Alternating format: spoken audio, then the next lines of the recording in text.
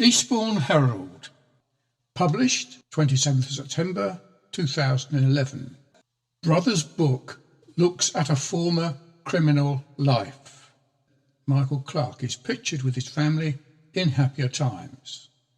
The brother, David Clark from Fareham, of an Eastbourne man who died in a Filipino jail, has written 2 books about their lives. Michael Clark died in May 2005 of tuberculosis, the year he was due to be released after serving 10 years of his 16-year sentence for promoting child prostitution. He had been running the Paradise Express travel business from an office in Cavendish Place, Eastbourne, promoting holidays to the Philippines for Brits, but he was arrested in 1995 and sentenced. Michael insisted he was innocent and had been wrongly convicted, and turned to Christianity and was baptised in an old oil drum in New Billerby prison after 5 years of his prison sentence. Last week, his younger brother David published a book called Converted on LSD Trip, which charts how the 2 siblings were both criminals and suffered from manic depression before turning from crime to Christianity. David says he turned his life around after a bad trip on LSD in 1970 and hopes the book could be of real help to magistrates, judges, police officers, those working with people with mental health, as well as helping to reform criminals.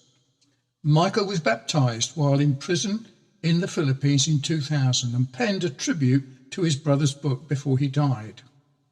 In it, he spoke of the months leading up to his arrest and incarceration. He wrote, "As a tourist, I first stayed in Angeles City and along both cities and was amazed at the abundance of girly bars and nightlife.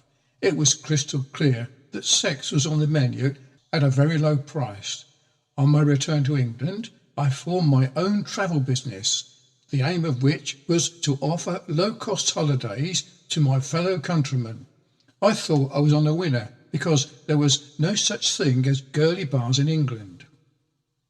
To cut the story short, within a few months my business was up and running, and I returned to the Philippines to welcome my first influx of customers. On the 5th of June 1995, I was arrested for promoting child prostitution and later sentenced to a 16-year prison sentence. I have and always will protest my innocence.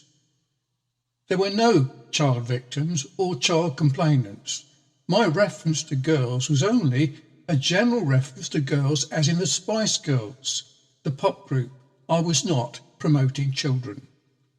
After this, as you can imagine, I was very bitter and full of hate. Why have I been wrongly convicted? I would ask myself. I just could not understand why God would allow such a thing. Suicide was constantly on my mind. Michael said he became born again in prison and gave him the life and the ability to repent from my former life.